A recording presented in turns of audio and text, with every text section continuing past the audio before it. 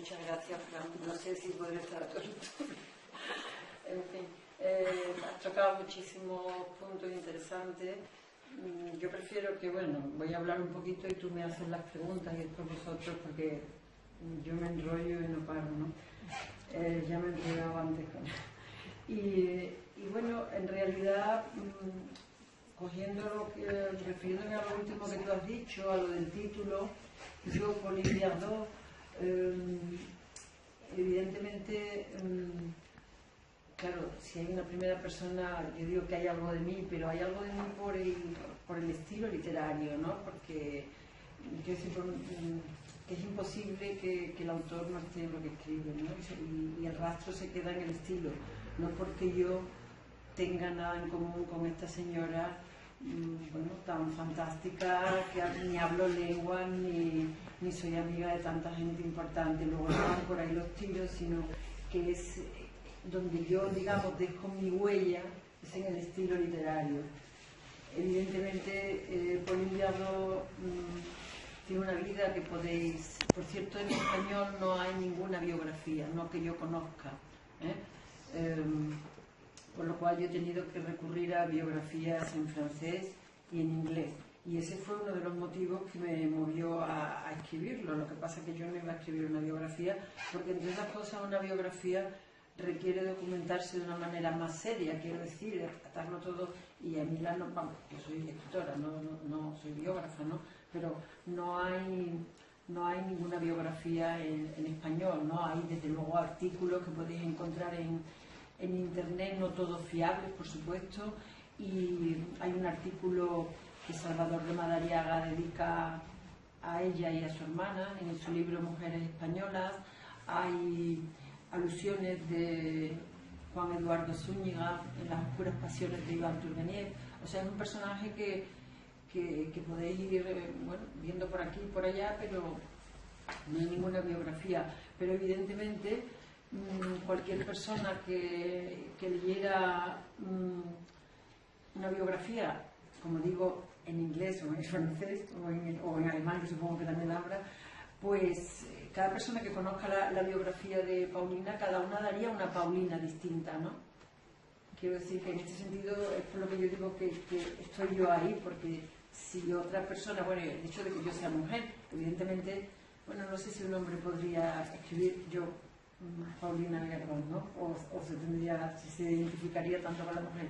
Pero en fin, lo que no me cabe ninguna duda es que cada persona daría una Paulina tan distinta. Yo he leído tan solo una novela sobre Paulina, no me gustó mucho, pero bueno, me sirvió.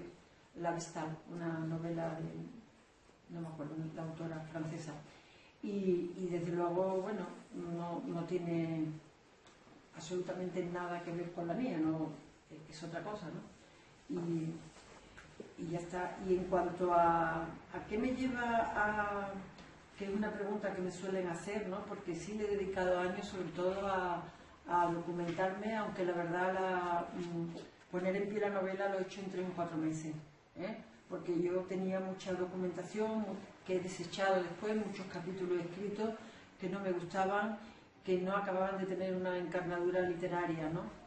Yo veía y no estaba satisfecha y después ya me lo propuse y me obsesioné con lo que eso implica de rapto, de éxtasis y también de pérdida de salud en parte, ¿no? Porque realmente me obsesioné y dentro de esa obsesión creció Paulina, ¿no?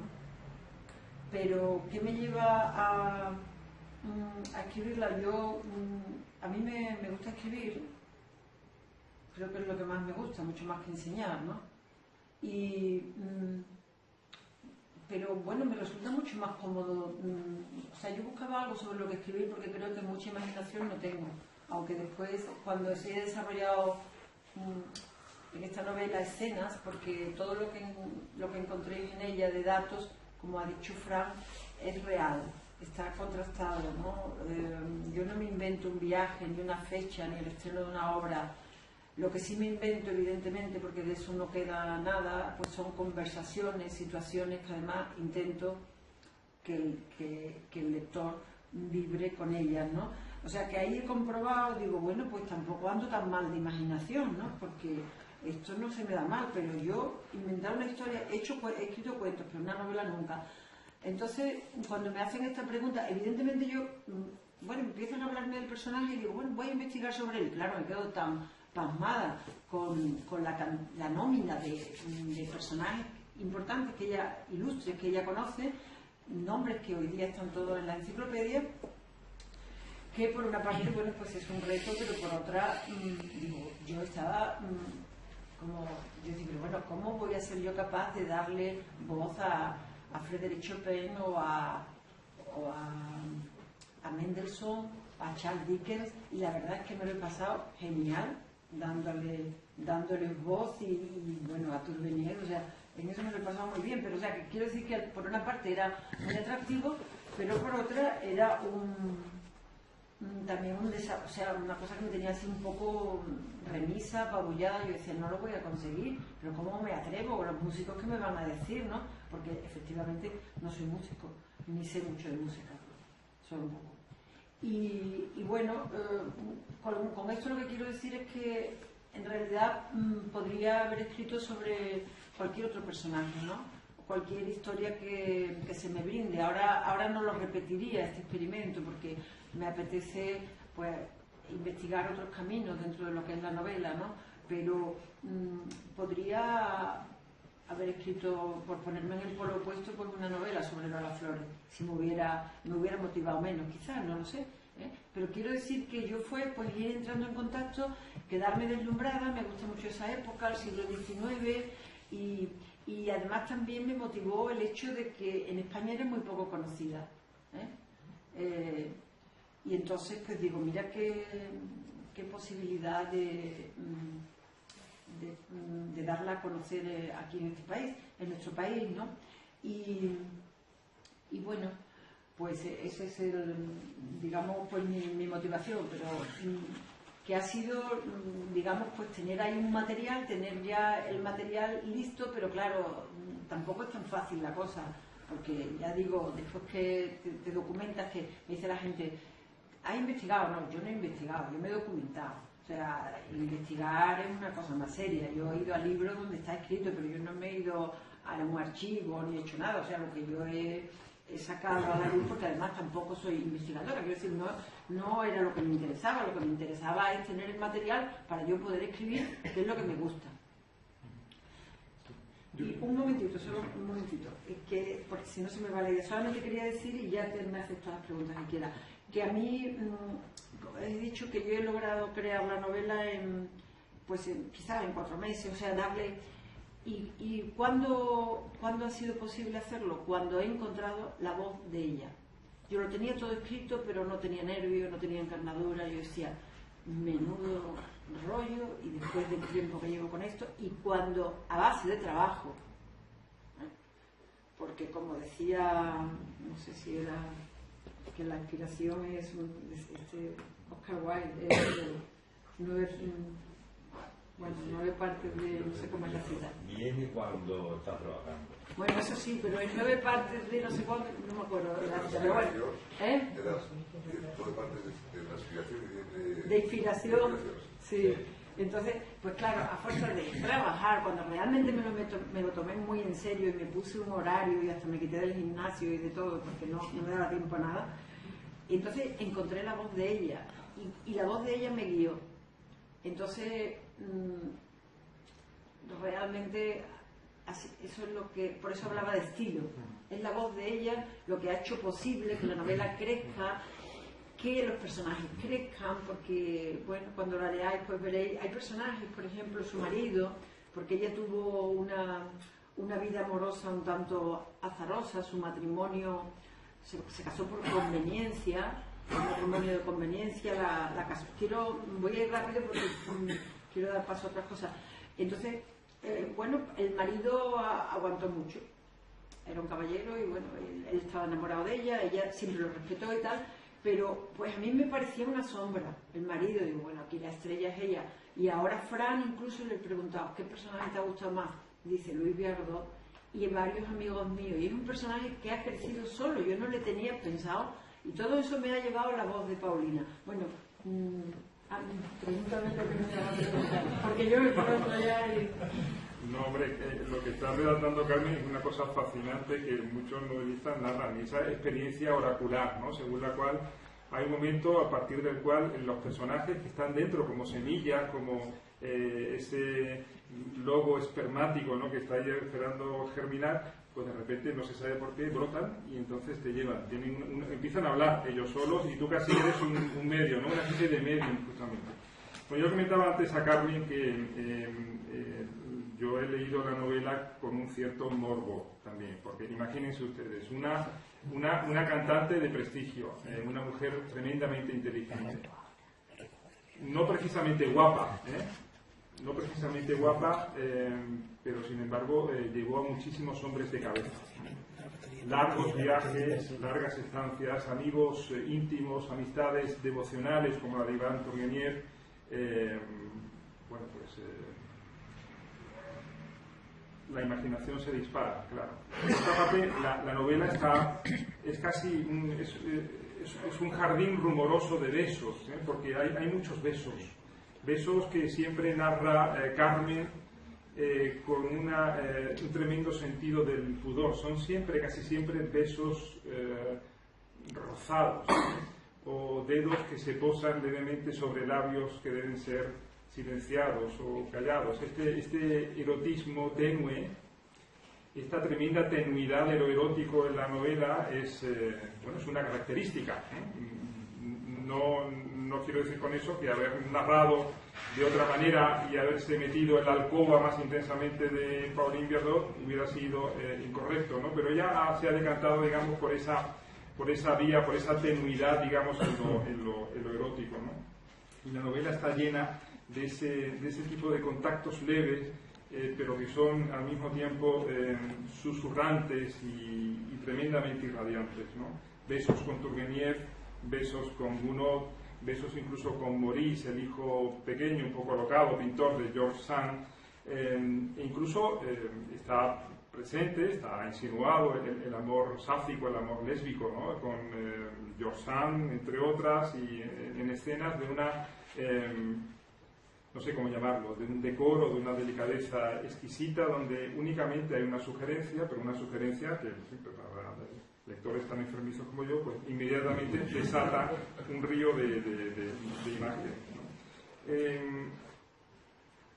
Yo quería preguntarte justamente por eso. Hemos hablado antes, pero yo creo que tal vez al público le puede interesar esto, ¿no? Es una vida que en ese contexto pues uno puede suponer cosas, o puede, a través de la correspondencia incluso hay ciertos indicios, ¿no? Pero tú has optado por este otro tono, digamos, este otro timbre, ¿no?, en la novela. Es una elección deliberada por...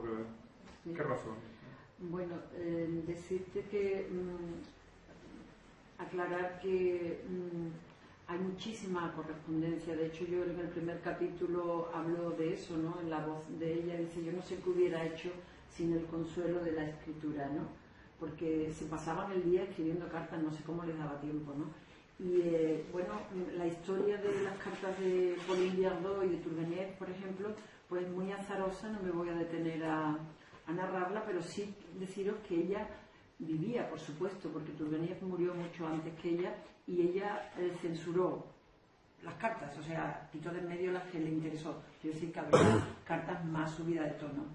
Efectivamente, ya contestando tu pregunta, pues sí hay... ella tuvo relaciones amorosas extramatrimoniales, la más importante con Iván Turgeniev, que prácticamente forman un trío, porque Iván era muy, muy amigo de su marido, ¿no? Y amigo hasta la muerte, ¿eh? Murieron, o sea, Paulina era 20 años más joven que su marido, Turgeniev era 3 años mayor que ella, por lo tanto 17 años más joven que Viardot, y sin embargo mueren el mismo año. O sea, ella se queda viuda de sus 2 hombres el mismo año, y se despiden como caballeros. Y hasta ese momento, pues llega un momento en París, que vivían en la Rue Douai, que Turgeniev se traslada a su casa a vivir, y le alquila, no sé si lo pagaba en realidad o no, porque Turgeniev era un desastre con el dinero, nunca tenía dinero a pesar de que era un rico heredero, pero bueno, eso no me voy a meter ahora por esos derroteros. Y viven juntos los tres. Entonces, a mí me parece una situación, y eran amigos ellos, compartían la afición por la caza, o sea, no es que eran amigos de saludar, sino que se iban de cacería juntos, se ayudaban en las traducciones, etcétera. Eran hombres de letras los dos. Por tanto, es una situación lo suficientemente morbosa que además, que a mí que yo no me gusta alimentar el morbo, porque cuando lees biografías te dicen, bueno, no se sabe hasta qué punto.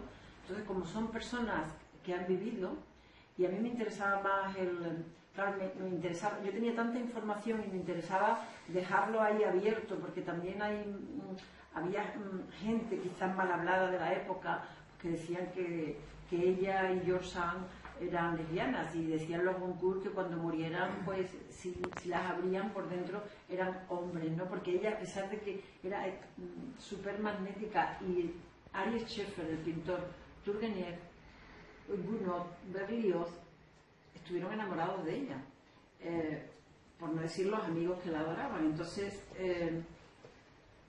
bueno, pues a pesar de ese magnetismo que tenía con los hombres, que, bueno, por otra parte he leído que a ella le encantaba ser adulada, lo necesitaba. Por tanto,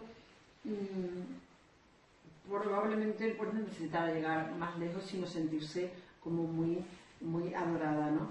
Y entonces, a pesar de eso, sin embargo, tenía un aspecto físico un poco hombruno, decía la gente de la época, ¿no? De hecho, bueno, una de las cosas que digo en el libro y que a veces he dicho en alguna que otra presentación, llevando el tema un poco arrimando el agua a la sardina del feminismo, bueno, pues que esta mujer le decían, hasta la reina de Inglaterra llegó a decir de ella, canta muy bien, pero qué pena, qué fea es, ¿no? O sea, entonces eso no se dice de un hombre, no lo hubieran dicho de un hombre, de manera que bueno, entonces yo he tratado el tema con pudor, porque son gente que han vivido. Primero porque no me gusta, porque yo no veo que, hombre, yo podría escribir una novela erótica y entonces ahí me metería pues de lleno, pero me parece de mal gusto, y sobre todo gente que han vivido, que yo no tengo datos de que, entonces, no sé, quizás me vaya con mi sensibilidad a abordarlo de una manera más cruda, ¿no? Porque yo cómo voy a poner una escena de cama, es que no me sale a mí. Me parece de mal gusto aprovecharse del morbo que da la novela, porque es que son muchas situaciones, pero desde luego las insinuó porque las he leído, o sea, porque se rumoreaba en la época que ella tenía relaciones con George Sand y tal y cual, y más o menos basándome en lo que he leído, pero sin traspasarlo nunca. Pero quizás es que yo sea un poco pacata, no sé. Has hablado de feminismo. ¿Esta es una novela feminista o hay algún tipo o alguna beta de reivindicación? ¿Lo has hecho con esa intención? No, lo que pasa es que, vamos a ver, hablar de feminismo en la época es anacrónico, ¿no? Entonces, salvo George Sand, que sí era una feminista confesa, y así la reflejo en mi novela, lo que sí aparecen son, y esto me ha ido apareciendo, yo no tenía intención de que así fuera, pero sí, desde luego, la novela sirve para sacar a la luz, modestamente, pues una serie de mujeres que, salvo Clara Schumann, que sí es más conocida, pero tampoco ni siquiera en su faceta como compositora, es demasiado, o sea, se sabe que era una gran pianista, que por cierto Paulina estaba a la altura de Clara Schumann como pianista, o incluso había quien la valoraba más, y además Clara estaba muy celosa de ella, porque Paulina era mucho más simpática, tenía mucho más rito social, más dinero, más de todo, más... Decía, no quieres nada ya no te tratas con los pobres, le decía, ¿no? O sea, porque se trataba con toda la realeza europea. Entonces, la hija de Paulina, Louise Herite, también era compositora, o Fanny Mendelssohn, también sale una pintora, Berthe Morisot, que hay cuadros suyos en Orsay y tal, y bueno, si las buscáis en internet, efectivamente, o sea, quiero decir, una enciclopedia aparecen, pero En este sentido, bueno, pues lo que hay es mostrar una serie de mujeres que la historia ha sepultado y que yo, como soy mujer, pues claro, aprovecho para sacarlas a la luz, ¿no? Porque, por ejemplo, Fanny Mendelssohn, que es un caso muy sangrante, pues era una mujer que su madre decía de ella que había nacido con los dedos preparados para tocar fugas de Bach. Pero una vez que tuvo una formación muy buena, igual de buena que la de su hermano, pues se tuvo que casar el padre. O sea, no estaba bien visto que una mujer se dedicara profesionalmente a la música, y dio su primer concierto con 30 o 31 años, cuando ya su hijo tenía 10 años, y entonces pues y algunas de las composiciones de Felix Mendelssohn firmadas por él estaban hechas por ella, que ella se las cedía, sí, porque sí. Y Berthe Morisot, también la pintora impresionista, pues igual, era un escándalo en la época que una mujer quisiera ser pintora profesional. O sea, lo que sí estaba bien visto eran las pintoras de salón, igual hemos visto en las películas y antiguamente, ¿no? La niña tenía que aprender a tocar el piano, hacer unas poquitas de monería para casarla bien y punto, ¿no? Y no, esta gente iba en serio, ¿no? Yo no sé si el público quiere hacer alguna pregunta. Cuando encuentro a sus hijos se le enciende el dedo, en mi casa, ¿en qué momento se te enciende el corazón y dice, aquí hay una novela? O sea, ¿cuál es el encuentro con Paulín para que te levante esa pasión por... ¿En qué momento es la que lo puede decir? Yo cuando, desde el primer momento, quiero decir, cuando doy con la vida de ella, digo, voy a hacer una novela, aunque no estaba, Paco lo sabe porque ha venido por mi casa algunos años, mis hermanos que están aquí y tal, y voy a hacer una novela, pero exactamente como quien se lanza de cabeza a un río sin saber nadar. Y entonces me pongo el disfraz de novelista, me empiezo a pedir libros por internet, a Inglaterra. ¿En qué episodio de la vida de esta mujer, mi pregunta, encuentras esa pulsión? ¿En qué episodio? Pues sobre todo en la vida tan apasionante, o sea, la cantidad de gente que conoció que eran o sea, digo, joder, aquí está el romanticismo entero, ¿no? Después también me llamaba la atención, por ejemplo, el hecho de que tuviera raíces españolas, ¿no? Y en este sentido quiero decir que ella nada más que estuvo en España en 1844, en una estancia breve, de 3 meses. Y sin embargo yo en mi novela, los que la leáis os daréis cuenta, pues he intentado sacarle el mayor partido posible, porque es que ni siquiera había información, por supuesto, en las biografías que he leído de ella. Lo único que se dice es que vino a España, punto, porque imaginaron una vida de 90 años, que esté 3 meses en España, un país, pues nada, o sea, y yo, bueno, que si le regala un abanico y le regala, porque yo decía, y encima que el padre era de Sevilla, yo soy sevillana, por tanto, le regala un abanico, pues el abanico tiene la giralda, y no sé qué, y no sé cuánto, y aprovechaba la menor para hablar de España, y el capítulo de España, pues yo me acabo de reír con el Francisco Fuente de Valdemosa, pero te digo, es eso, ¿no? Después pensé, digo, caramba, esta es la Europa que nos gustaría, ¿no? Después le vi un sentido a la novela, pero eso a posteriori digo, caramba, estas son nuestro sustento cultural, ¿no? Y todo eso me llamó tanto la atención y también una manera de investigar en eso, pero, o sea, no hay una cosa que yo diga, hay base, no, era todo fascinante, pero fue desde el primer momento que dije, yo voy a escribir una novela, a ver cómo, y después vino la dificultad. Porque tú lo has escrito en 4 meses, pero ¿cuánto tiempo te has llevado documentarte? ¿Cuánto tiempo? Bueno, es que tú lo sabes, que yo la empecé, la dejaba años, la dejaba durante años, la volvía, digo, voy a coger esto otra vez. O sea, que han sido para lo menos 6 o 7 años, pero interrumpidos, ¿no?